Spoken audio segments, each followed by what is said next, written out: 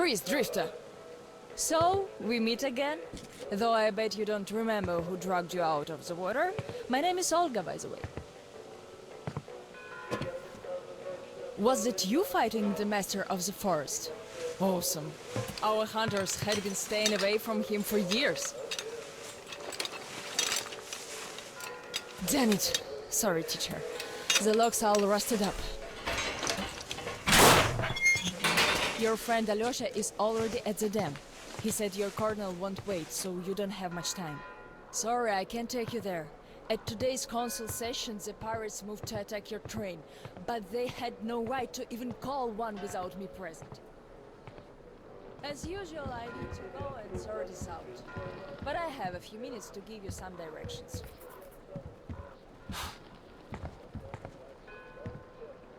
You need a boat to get to the dam.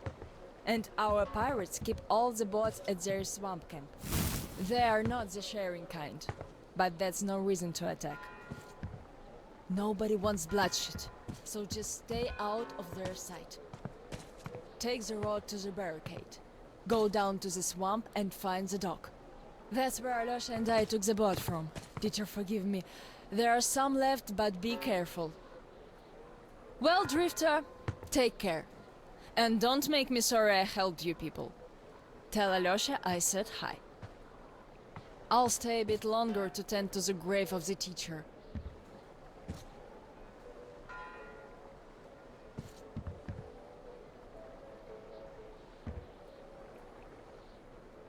Decided to relax a bit before the trip. That's a good idea.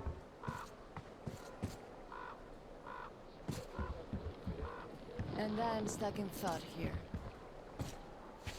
Once the master decided to haunt the vicinity, people all but stopped coming here, though they haven't forgotten. The teacher raised us all, taught us how to survive in the forest. If not for him, we'd all be long dead. So the girls used to come here every day, and the boys still make it from time to time. Even Roman does visit, though it was because of him that the teacher left back then. Most of us went on a trip down the river. There were just a few people left on duty in the camp. When we came back, we found it raided by bandits. It still pains me to remember the scene. Can't even describe it. Once we and the younger group were done crying, the teacher was digging the graves alone. The elder boys were nowhere to be seen.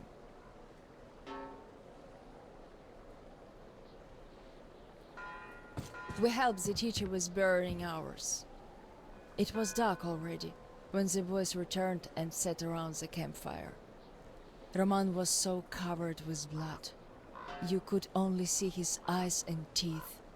Then they started talking. Tracking was easy. The bandits didn't even try covering their tracks. So the boys waited till they all got drunk in their camp and shot them with bows. Then Roman knifed the wounded like they were deer.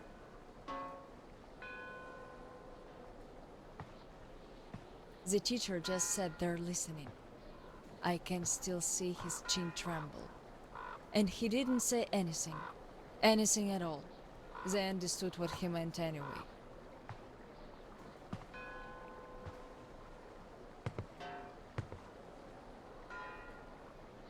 Come morning, he was gone. To this church.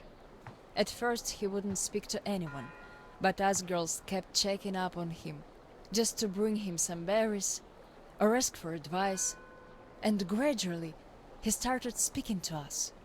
Still he was like a different man, so distant.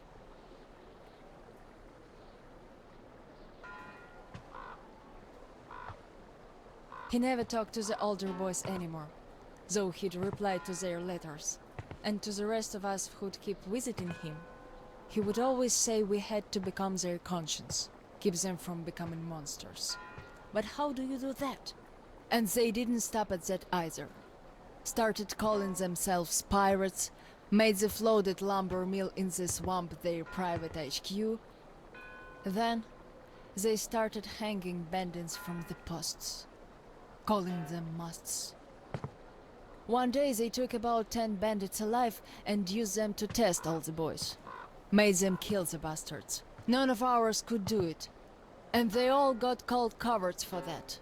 And then got ostracized. That's how the pioneers came to be.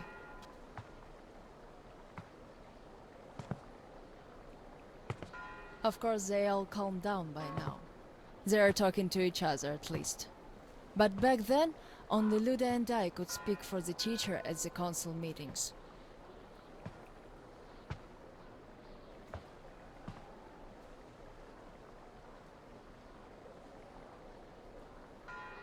In the end, Luda and a few boys just couldn't take it anymore and left.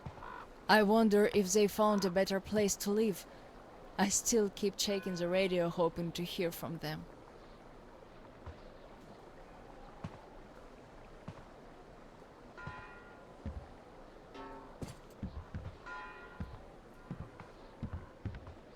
The teacher hoped too, but that hope didn't last long.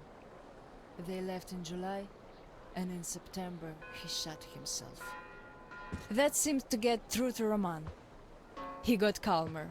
Some of the elder guys went over to the pioneers. After all, the important thing is that we stay together. So now I have an important voice at the council. 'Cause I can kick ass if they don't listen.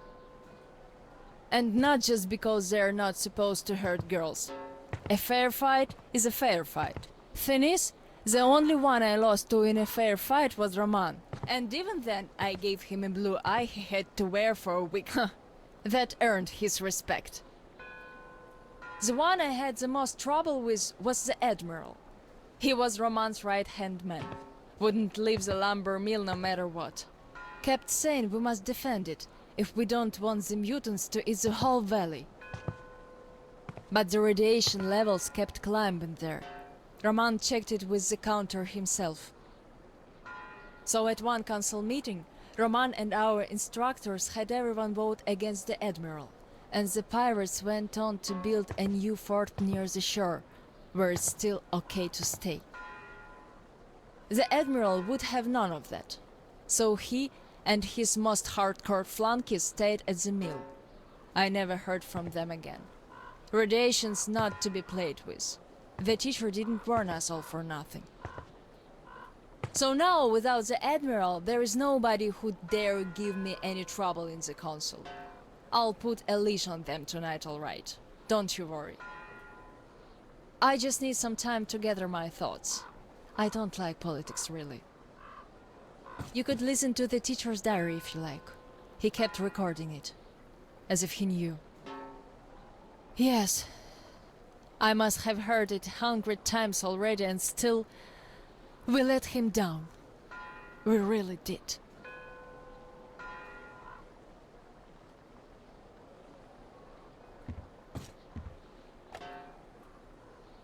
The radio's silent.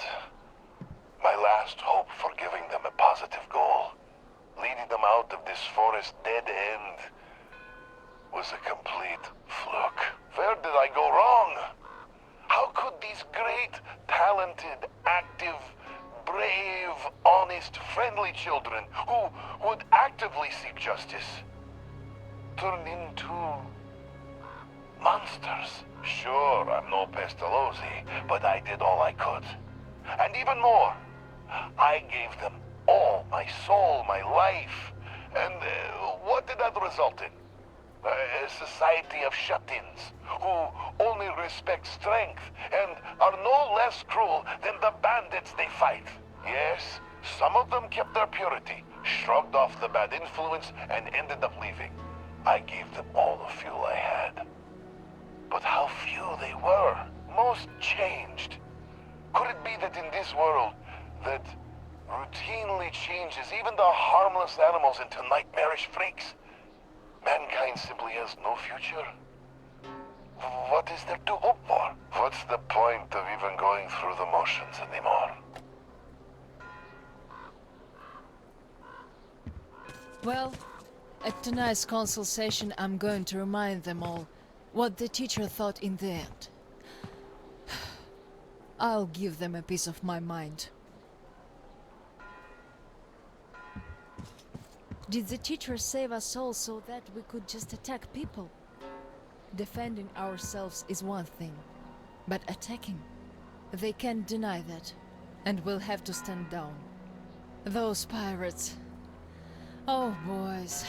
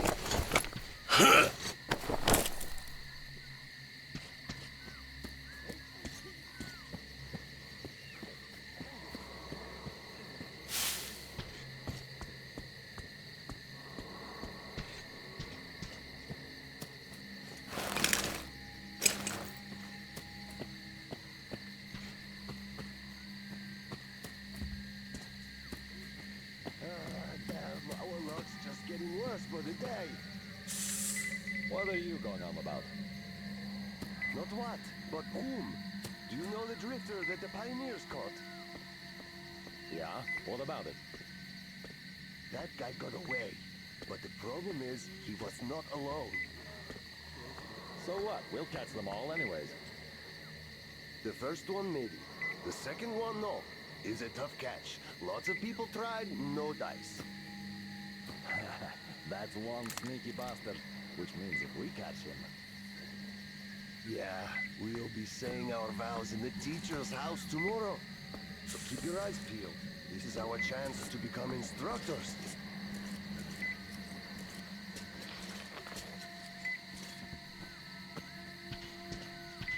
Huh? Heard that? Ah! Dude!